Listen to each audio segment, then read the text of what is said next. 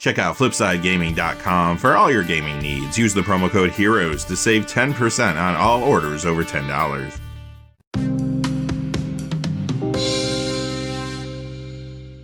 Hey there, this is John from Heroes and Legends, and it's that time of the week again to go back and look at the results from the big weekend tournaments.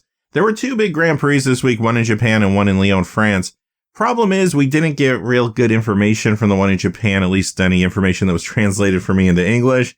So we are going to focus on the one in Lyon, France today. It was a standard event. Also, we're going to look at the Pioneer banned list update. They're going to do one of these updates every Monday, at least for a while, until the format starts to get solidified. And there were 3 cards banned. Quickly before we get started, though, just a fast reminder, if you go over to FlipsideGaming.com, you can use that Heroes promo code, save yourself a little cash. That will also support the channel. And as always, that is appreciated. So thank you, but also thank you to all the viewers. I appreciate each and every one of you. So let's get into it. We will begin with the Pioneer updates. Here we go. Felidar Guardian has been banned. Maybe not too surprising. We knew this was going to be a powerful combo with Saheeli. Copycat combo decks have been performing exceptionally well on Magic Online, so Wizards went ahead and pulled the trigger on this banning early. The second card banned was Leyline of Abundance, and those mono green Ramp Devotion decks were no joke.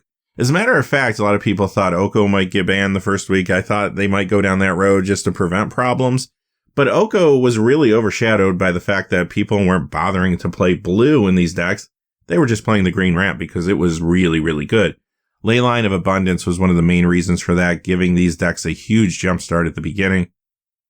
And another reason, and another banning, is Oath of Nissa. This is good not only in the mono green Devotion ramp deck, but also in Copycat Combo. This card really smooths out a lot of strategies, actually, so they went ahead and banned it.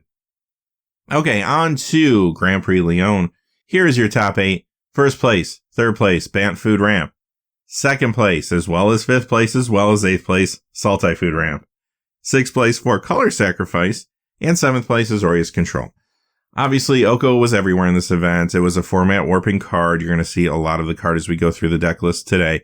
And it's pretty clear, the writing's on the wall. We've talked about this before, that November 18th, after Mythic Championship 6 happens, Oko most likely getting banned in Standard.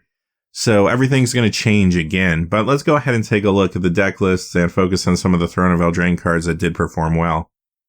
Here's the first place Bant Food deck. We'll look at a Bant, we'll look at a Sultai, but we won't look at multiples of each of these, of course. So yeah, I don't have a lot to add here. If you've been paying attention to the meta for the last few weeks, this is the deck that's been very, very good. This and the Sultai version have both been excellent.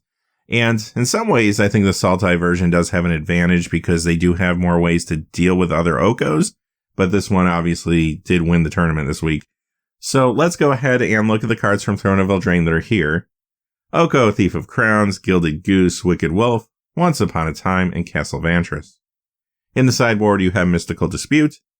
Some other versions of this deck will run Fabled Passage in the main, and Glass Casket in the side. Okay, here's Sultai Food. We'll get this one out of the way. A couple of the big differences you see here is when you play Sultai Food, you have access to things like Murderous Rider. Only 1 copy in the main in this particular deck. 4 copies of Noxious Grasp in the main. That really tells you where we are right now. And 2 copies of Vraska Golgari Queen. Those are all cards that will keep Oko in check, and obviously this is running its own Okos for in the main. From Throne of Eldraine, aside from Oko, Thief of Crowns, and Murderous Rider, you will get Gilded Goose, Wicked Wolf, Once Upon a Time, and Fabled Passage. Out of the sideboard, Lovestruck Beast and Mystical Dispute. Other varieties of this deck will run Garruk Cursed Huntsman and Castle Locthwain in the main. And some will run Questing Beast and at least some of the copies of Wicked Wolf out of the side.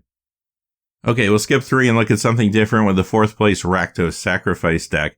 So at least this is doing something different. You're not going to find Oko Thief of Crowns here, but this is actually a pretty sweet deck. Now when it comes to decks not running Oko, even though this one did finish the highest, the deck that was doing the best overall over the weekend was Temur Reclamation. So if you're thinking about the future of Standard and you don't want to put together an Oko deck at this point, maybe you're playing on Arena, this deck or Temur Reclamation might be some good choices at this point. Here's your Throne of Eldraine cards in the main: Cauldron Familiar, Claim the Firstborn, Witch's Oven, Castle Locthwain, and Fabled Passage.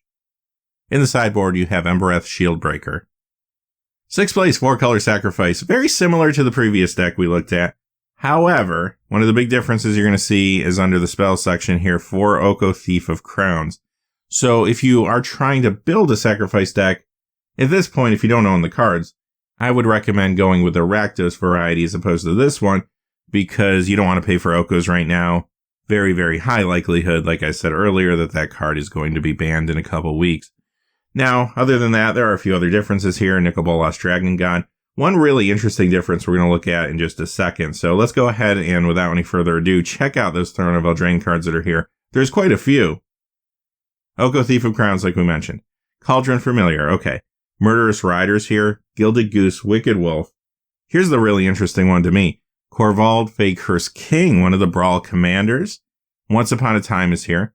Trail of Crumbs, Witch's Oven, and Fabled Passage. And in the sideboard is Mystical Dispute.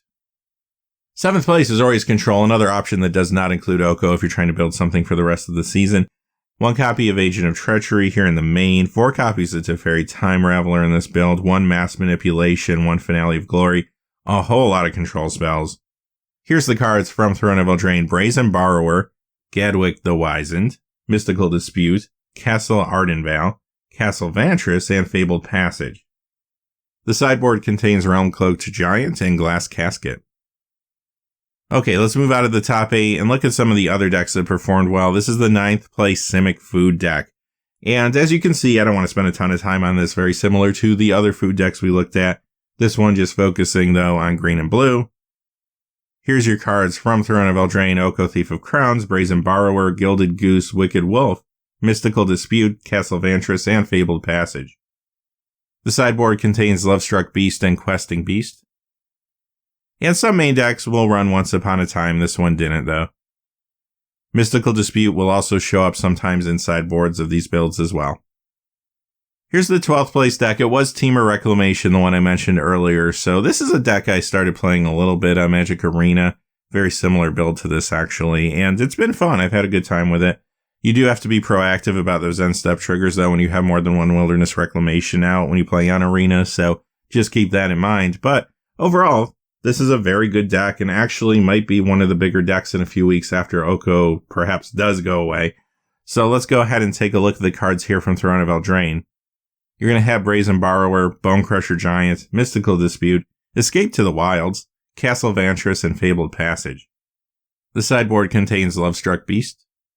And other versions of this deck are doing some different things. Some will run these cards in the main. I run Kreg Pyromancer, Thrill of Possibility, and Improbable Alliance. And sometimes you'll find these cards in the sideboard. Oko Thief of Crowns, so yeah, you can run this card in Temur Reclamation if you want to. I run Kreg Pyromancer, again, sometimes you'll find copies in the side. And Mystical Dispute, again, sometimes you'll find copies in the sideboard. Okay, this one came in 18th place. It was Golgari Adventurers. So Adventurers deck's kind of falling off a little bit. That didn't surprise me too much. I did like them early on, but they did feel a little shaky. Things could be changing though, like we've been talking about, so maybe this will have a comeback in a few weeks, but this can be a fun strategy, obviously revolving around the adventure cards that are here. Your Throne of Eldraine cards include Foulmire Knight, Murderous Rider, Order of Midnight, Rankle, Master of Pranks, Edgewall Innkeeper, one of the key cards in the deck, Lovestruck Beast, Castle Lock Thwain, and Fabled Passage. The sideboard has Questing Beast. Alright, with that being said, that concludes today's video, and let me know in the comments below what you're doing right now when it comes to Standard. Are you playing a deck, but expecting to have to switch out later? Are you waiting until after November 18th to build a deck? Are you waiting to the next Standard in January to build a deck? Let me know. But until next time, hey, thanks for watching. Please remember to like and subscribe, and have a great day. Hey, thanks for watching. This video is made possible through the generous support of viewers like you on Patreon. Check out the description below for links to our Patreon page as well as our Amazon affiliate store, where a small percentage of all sales will also help support the channel. Finally, if you haven't had a chance yet to subscribe, hit that subscribe button so you don't miss any of the new videos on Heroes and Legends. Talk to you again soon, and have a great day.